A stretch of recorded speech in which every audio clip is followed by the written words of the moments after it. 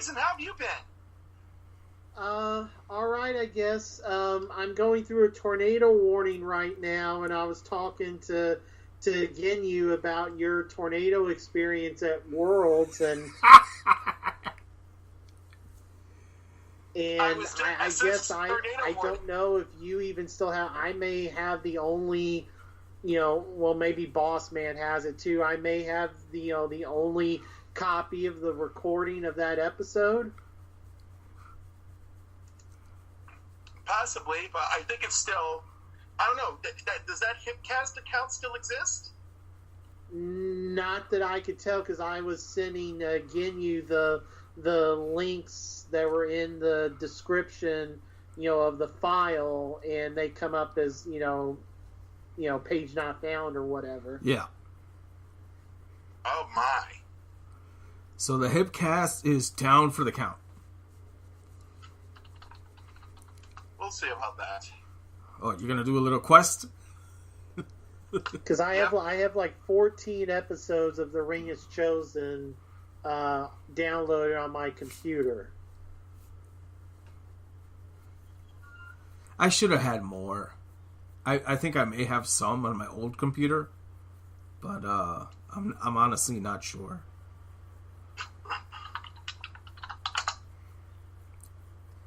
Yeah, the sirens were going off earlier, and I was telling him about your reaction to them at Columbus that year. Just, because you're not used to it. No, I'm not used to it. And also keep in mind that for those of us not used to it,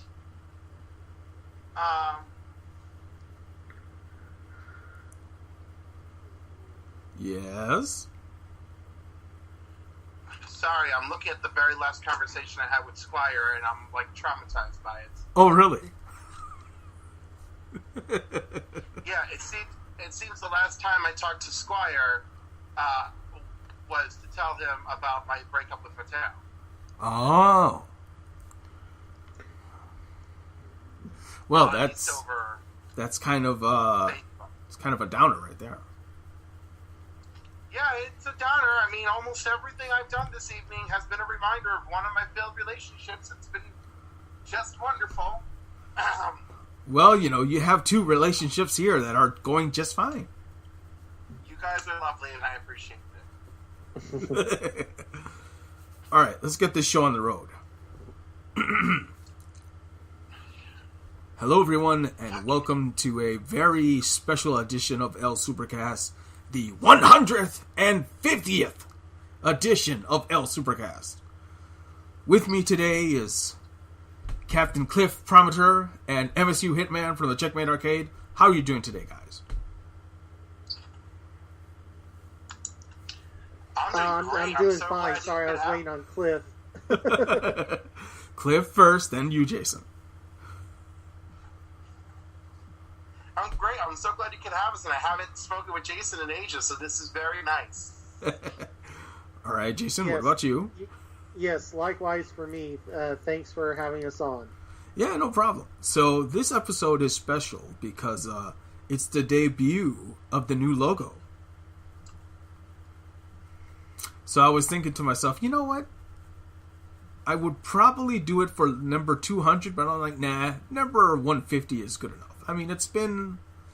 I think I started this podcast, I want to say 9 or 10 years ago, and I'm like, yeah, you know what? Yeah, it's time for a little bit of a change. Well, that's good. Yeah. That's really good. Yeah, I know Steven...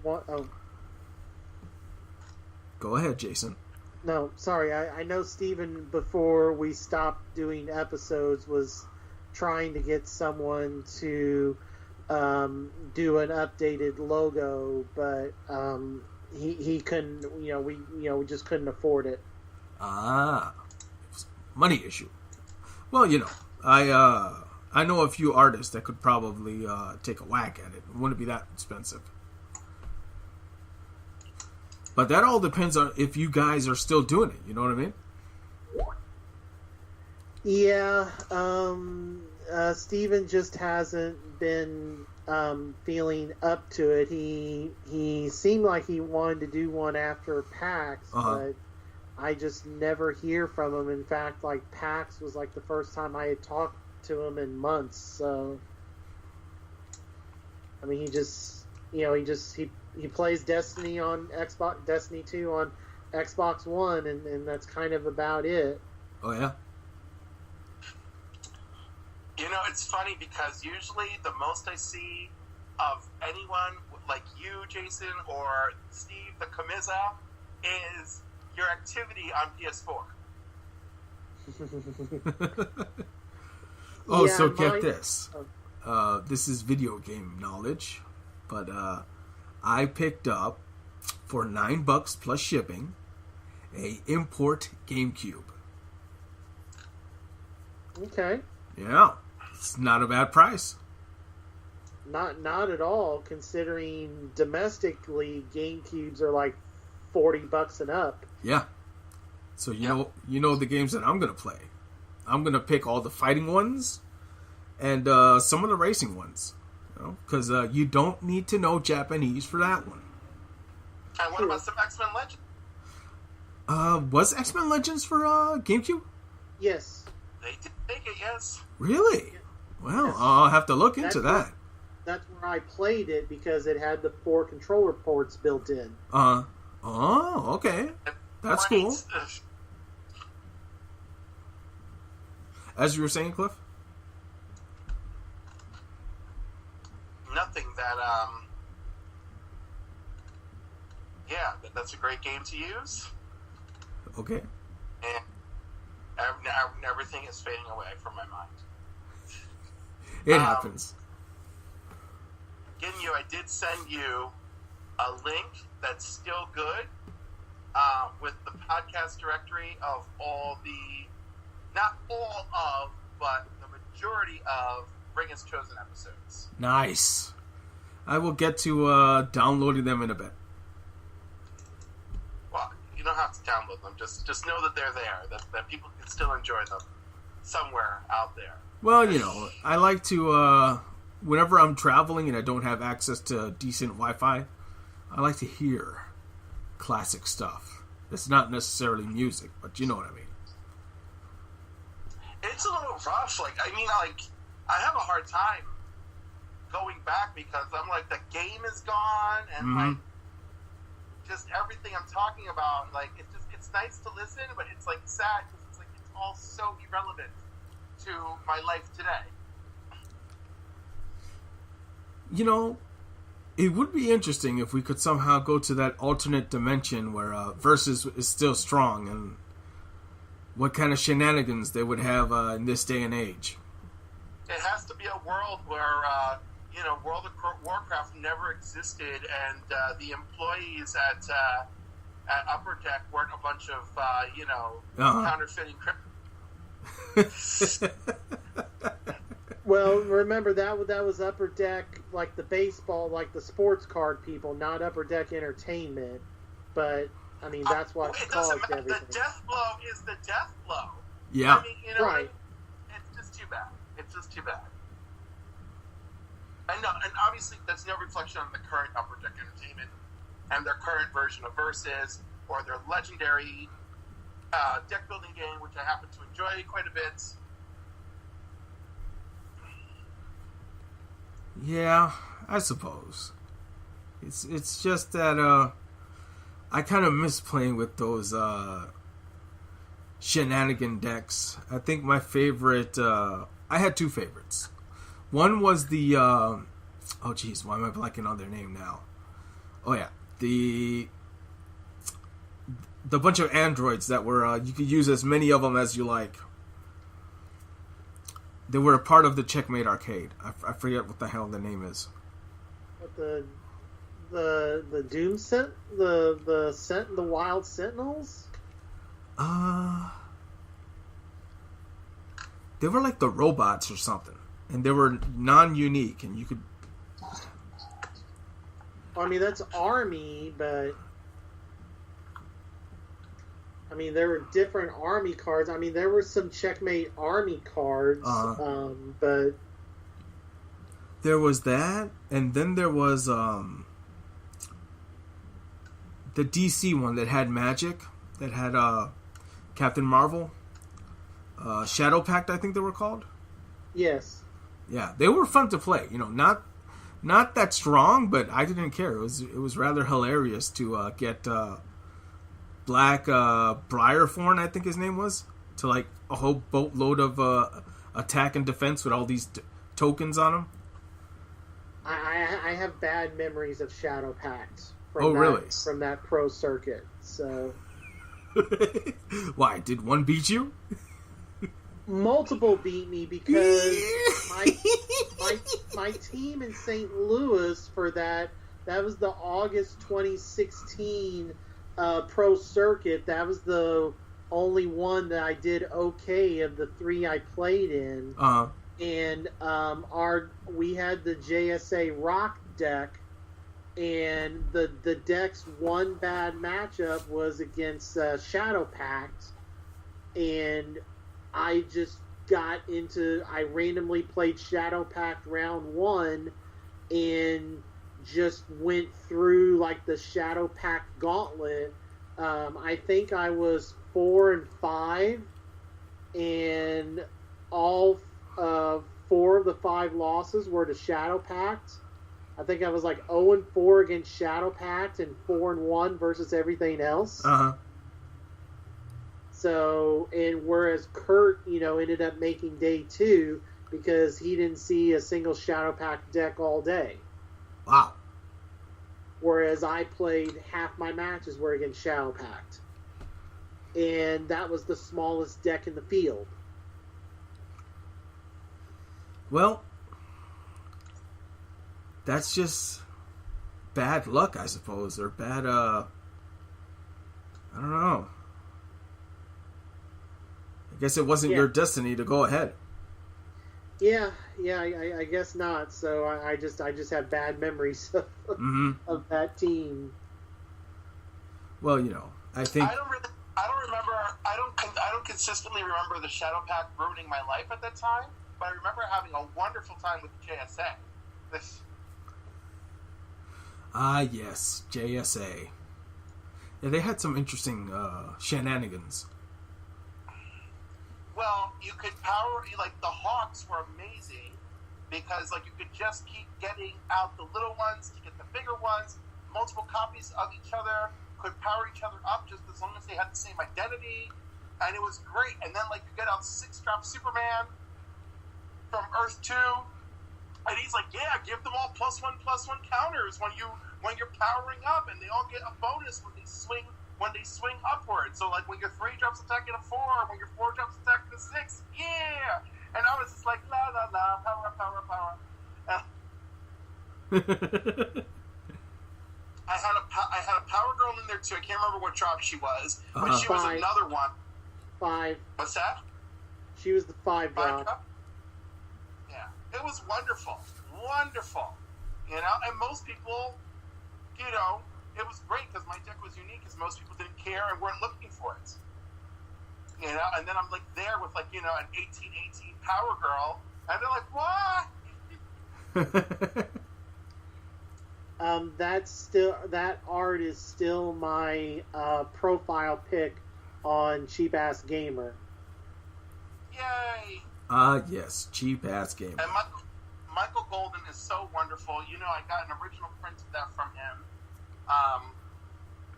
And we talked about it, and he's like, yeah, he goes, they were paying us really well, and then all of a sudden they weren't. And so I stopped doing them. Yeah, when the funds go south, everything else just falls apart. I still blame World of Warcraft. Well, I mean, that definitely took up the time of the Upper Deck Entertainment employees, and then Kibler and all of them went to make the WoW card game, and, you just had scraps left for, you had, and I've run into them at Magic, Grand Prix and stuff, but Ben Sec, it was basically him and, like, 1 or 2 other people that were still, tried and true with Versus and doing those sets, but then Marvel Evolution, they were just asleep at the wheel, I guess, or just wanting to do one last set. Marvel Evolution was Billy's, right?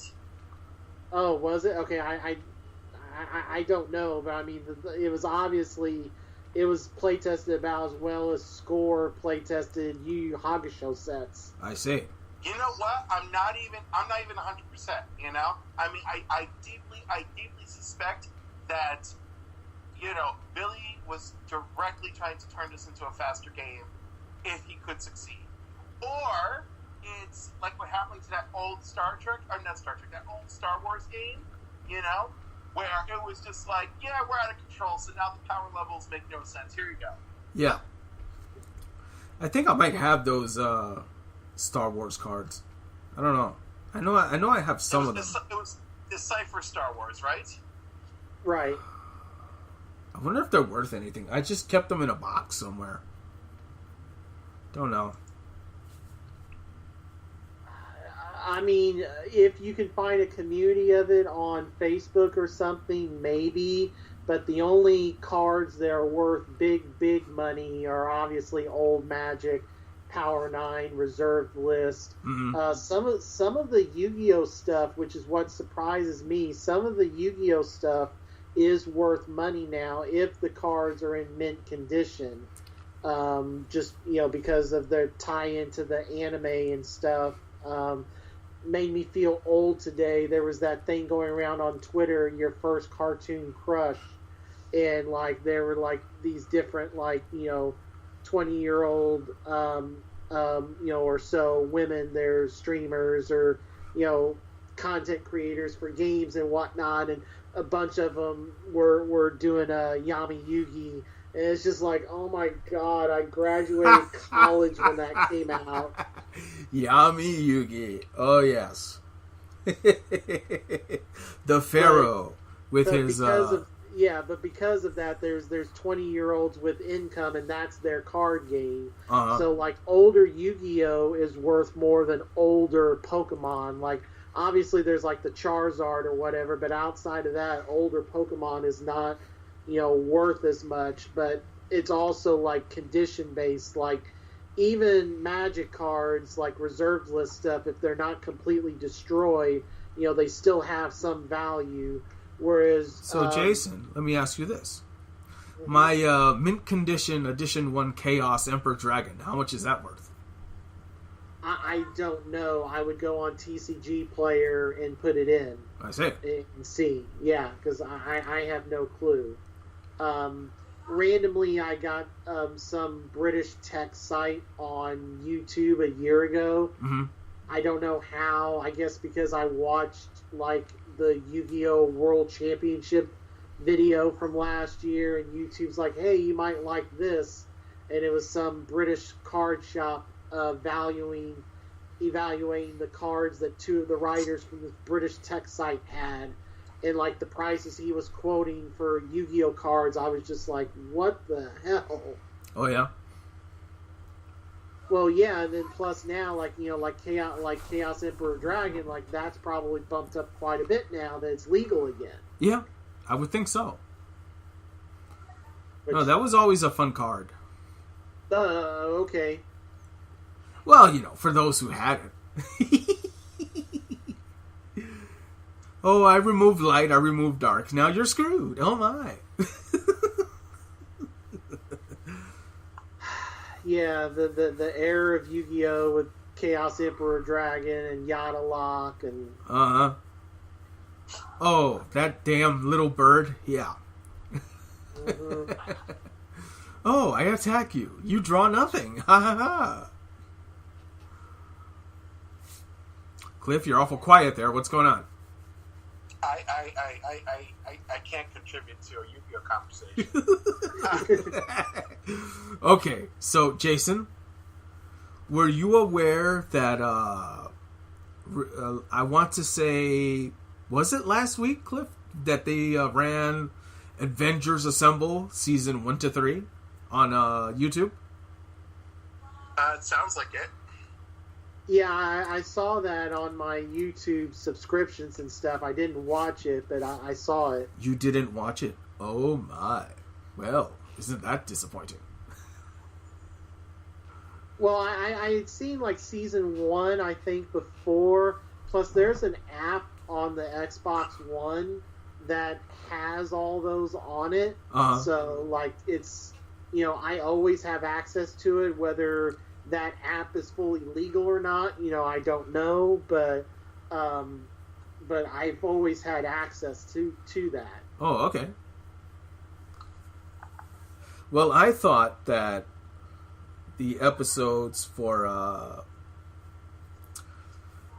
dealing with Winter Soldier Hulk was fantastic. And there was only one, I think. But well played. Well played. I was like, a Kung Fu Hulk? Come on, what more can you ask for? That's just great. Kung Fu Hulk, oh my god. Or a Karate Hulk, you know, just martial arts in general.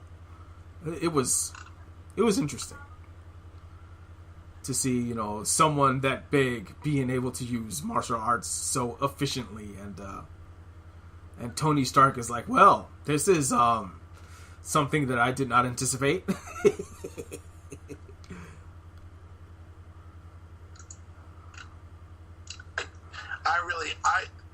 It's funny. I think Earth's Mightiest Heroes might be my favorite one altogether. But I think I told you as well that I really enjoy. I really enjoyed the Squadron Supreme episodes from Avengers Assemble. I thought Dracula was pretty cool. That was so great. It was like, it was an easier time than Steve Rogers. The Nazis were everyone's enemy. What you're asking me to do now. Okay, I was getting Earth's Mightiest. I don't think I've ever seen Avengers Assemble. I think I was thinking of Earth. You know, the one you said, Cliff, the Earth's Mightiest Heroes or whatever. That's the one I remember. Well, I'll say this much about Avengers Assemble. It's quite entertaining. They're both good. I still like Earth's Mightiest a little bit more. I thought the BET one, the BET Black Bolt, was enjoyable. Kind of short, but Black Panther. Oh yes, Black Panther. Why am I saying Black Bolt? You know what? Because I had him on my mind. I was thinking about, like, you know, if they do Inhumans, maybe do something with Black Bolt. I don't know. You know. One can dream. Yeah. One can. I think it's because I was watching classic X-Men episodes at one point, and it was that one episode where the what they call them? Marauders? No, not Marauders. The mutants that live in the sewers. They kidnapped Jean and Cyclops. Morlocks. Morlocks. Yes. And I was like, you know what? Yeah, that's kind of interesting. You know, that's the one episode I saw. They were showing it on Twitch, and I was like, all right, I'll watch this for a bit. Were they getting murdered by the Marauders? Because that's a popular storyline. No, it was just, you know, Morlocks trying to, the leader of the Morlocks was like trying to convince, who was it? Cyclops to, you know, to be her lover or whatever. And Jean was like being controlled by the older one. So she was like, oh, mommy, look at these people. I don't want to leave. And it was basically more of a development story for Storm in her leadership abilities. Because at the end of the episode, Professor X was like, well, Storm, I think you did well as a leader. And it was good. You know, that episode stood out in my mind. So it was like, yeah, why not? It's cool. All right. They had a decent amount. Jason. Yeah. Did you see Detective Pikachu? No. Cliff, what about you? Okay, wait. Jason did not see Detective Pikachu? That is correct. He said no. Pokemon. I'm in pain. I've seen it, and I think we're going through. I don't know. I think we're going through a period of time where the Avengers have sucked all the air out of the room. Because, like, only like a third of the people I expected to see Detective Pikachu have seen it. And Really? It's still blowing my mind. Uh-huh. And for a movie that I never asked for and I never thought about, it is delightful. Yes, it is. Now, It's Jason, beautiful. you don't have to see it right away. But if you do, which you better, it's very good. Okay, well, I have to catch up on Marvel movies first. I'm only like 8 or 9 behind. Oh, and then I good have Lord. to go 8 or see- 9 behind? Well, that's infinity Yes. behind. I don't get to go to the movies, so like I own all of them except for Captain Marvel and obviously this, Endgame. Infinity War Part 2 or whatever. But Yes. I own all of them. I'm near the end of Guardians of the Galaxy 1, and then I need to watch all those, and then Captain Marvel, and then I'll be caught, and then, maybe I'll get to Avengers by this fall if I dedicate enough time to it and power. Can you through believe all what the- you're hearing, Cliff? No, my mind is like trying to accept that reality.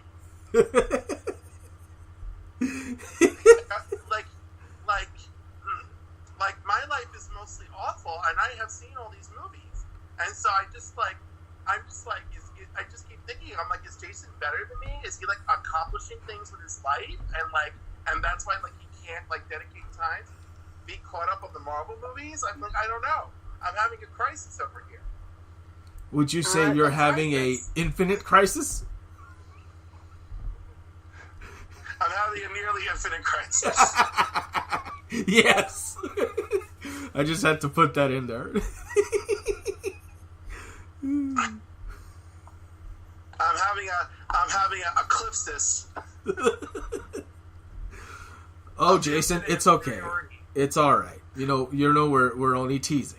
I know that. No, it's fine. I mean, I totally get it. It's just, no, I'm not really accomplishing anything. It's just, I just don't like going to the movies by myself, so I wait until they're on DVD. Like I said, I own all of them in Best Buy Steelbook Blu-rays. Okay. But I just haven't honey. got...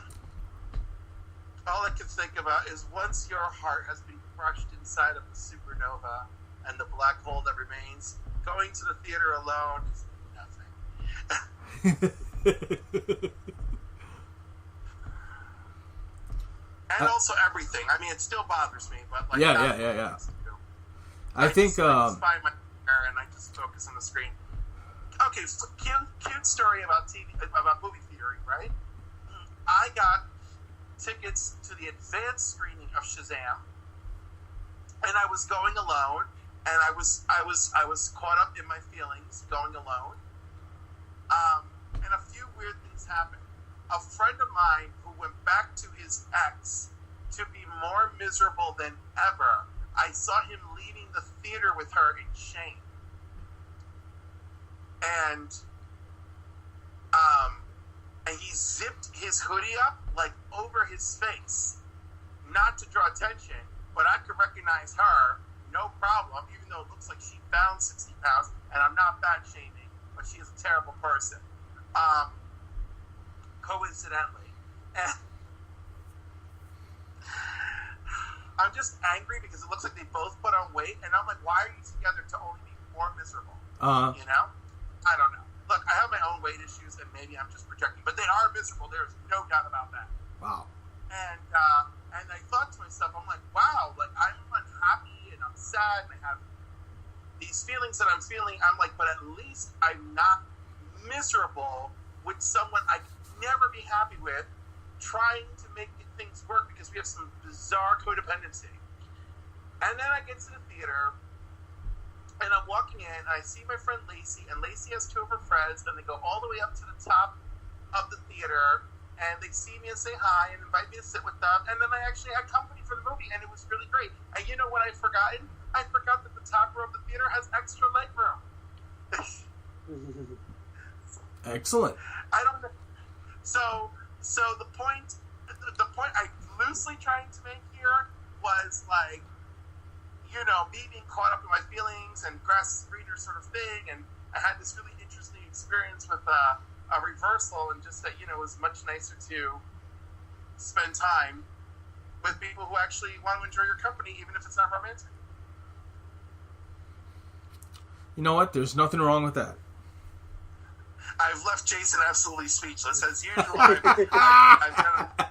No, it's fine. It's just, you know, I mean, the people that used to work at my GameStop, we would go and see the movies. Like, I mean, we saw, you know, the first Avengers together. When I visited one of them when they live in Chicago now, when I was up there for a Magic tournament, you know, I stayed a couple extra days. We ended up going to Ant-Man. So, you know, I wouldn't have, like, I have a Magic friend that is like a manager at the theater in Chesterfield, but it's just, you know, I would never drive that far to go to a movie. So there's no way that I would have the experience that you did and just meet up with all kinds of people that'd be like, oh, Jason, you want, you know, oh, you're by yourself, you want, you know, I would never even remotely have that experience. So, and plus it's just, you know, different things going on, you know, with either Magic or, you know, working like 2 jobs and stuff. So it's just, you know, timing just doesn't work out for a lot of movies. So I just am like, well, I'll just buy them when they come out on Steelbook on, you know, at Best Buy on Blu-ray, or Target if it's the DC animated ones, and I'll just show my support that way. You know, those Steelbooks are wonderful. I gotta tell you, I really love them. I love the variant art, all of it. Mm-hmm. All right, so let's change the conversation for a bit. So, have either of you two, and I know this is probably going to alienate Jason, but I know Cliff does. The Dragon Ball Z game, Cliff. Have you been still playing It's Dragon Ball Super. It's Dragon Ball Super. Well, you know, Z, Super, it's an incarnation of, you know. The name is everything. So, Dragon Ball Super. It's really funny because I'm so insistent on it because I'm just being a jerk. But, like, you know, because when you watch Super, the show, yes, it ignores GT. When you play Super, the game, it has every incarnation of Dragon Ball ever, including GT. Yes. And I told my, it's funny because everyone playing Dragon Ball with me is much younger than me. I mean, I don't even think there's any exception. I think the second oldest person in our play group is 28. So I am by far the oldest in the group. There's 2 other people who we thought were older, and then big reveal, they were younger too. And I mentioned to Vinny. You guys may remember my friend Vinny. Vinny has played Versus because Vinny was like 16 when we played Versus. So Vinny is the only other person in our play group who knows what Versus is and has told them repeatedly about his Phoenix deck. And they're just like, we don't understand. And I told them the whole lure of the Dragon Ball card game is not because I like Dragon Ball, but it's because it reminds me of Versus. Yeah. Not enough, but close. It leans a little more towards Magic than Versus, but on the Versus side of things, instead of plot twist, you have extra cards. But when you spend your resources, like, remember Versus, you didn't have to spend, you just had to have it. Yeah. You know? You have 3 resources, you can play a 3-drop. You can play a 3-cost plot twist. That was it. You were good to go, you know? And in this game, you have three charged energy, and you got to spend it duplicitously to bring out your characters and play your shenanigans and all that stuff. So, but I like it. I mean, it's good and it has nice themes. We're getting to the point. Well, when I started playing, it was still like nice and a good pace where I didn't hate it. Then we got to a pace that was bad. Then they banned some cards. Now we were okay. Then it got to a place where we were bad, and now they banned some cards. And now we're just kind of okay. And they released a few new cards this past week, just a few. And already, I don't know how to feel this week. So what's your favorite deck type, I suppose? I mean, I like things that are aggro or like that do things. I mean, I guess the last deck I worked hard on was putting together the Janemba deck, but the Janemba deck, I mean, like, I just feel bad, like the Janemba deck is like not something I created. It's something that we all know is online, and I've tweaked it to my personality, but it's not a huge tweak. It's not too special. I did try to build my own yellow Dende deck, focusing on Frieza. And it's fun, but not even remotely competitive. So, like, I just kind of gave up on it because, like, it made me sad. Like, it was good enough for everyone to go, like, what are you doing over there, Cliff? What's all this bullcrap you're doing? And then, like, I'm like, aha, everything's tapped. Everything goes off the field. Frieza's going to slaughter. Triple strike. And then, like, oh, that's the other thing. Like, they have, like, you have life, and the life is almost like prize cards in Pokemon, right? So you have 8 cards from the beginning of the game that are your life. Now, when you get hit, they go to your hand. If you take critical damage, then they go to your discard or your drop. And then, of course, there's, like, you get hit, and that's how you lose life. Double strike, you lose 2. Triple strike, you lose 3. Quadruple strike, you lose 4, etc. So, like, I wanted it to be fun. And then, like, the more hokey deck I played before that was a Gogeta deck, where you just ramp and you get all these cards into your KO pile, and then you just boom, bring out Gogeta on turn 5, the big Gogeta, not even like the small Gogeta, just a big old Gogeta on like turn 5, and then Shenron gets a triple attack to go with his triple strike, and just swing, and ruin their lives.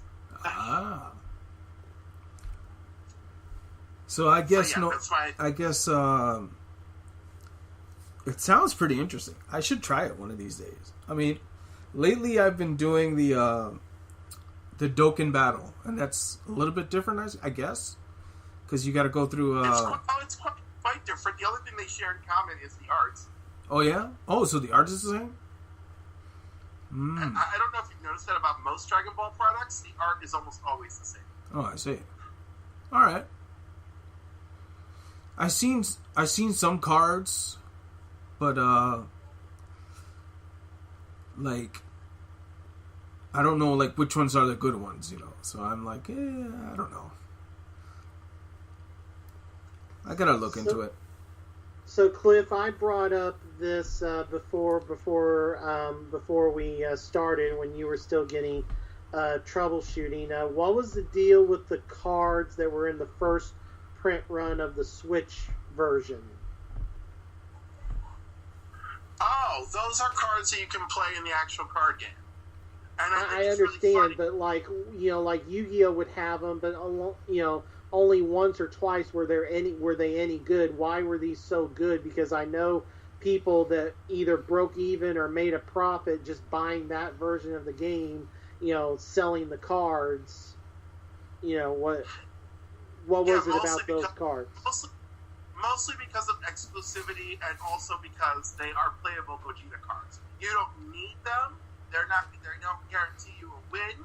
It's mostly just that they're effective and they are exclusive. Okay, I'm just thinking because, like, I still remember to this day going to the 10K in Arlington with Adam and his then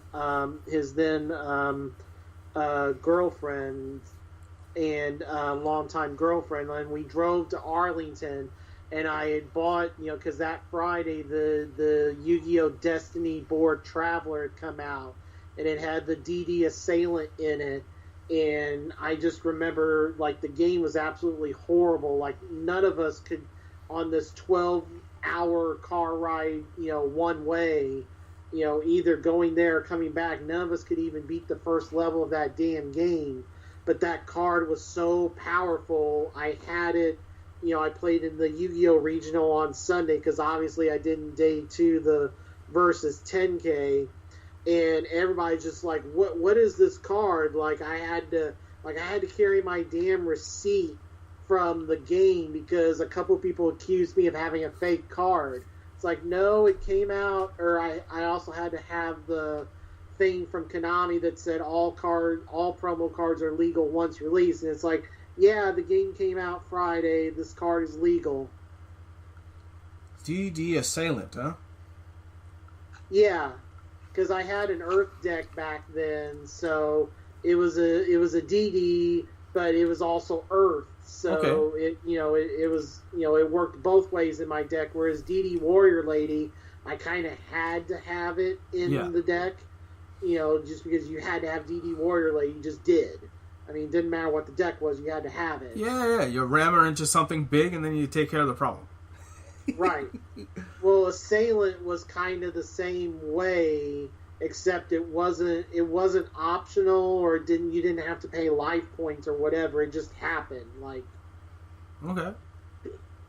I think it was automatic. Whenever it got in combat with a creature, it exiled, removed from game, whatever you want to call it, both of them, or something like that. Okay. But, DD Warrior Lady was a one-of in decks, so I essentially had a second DD.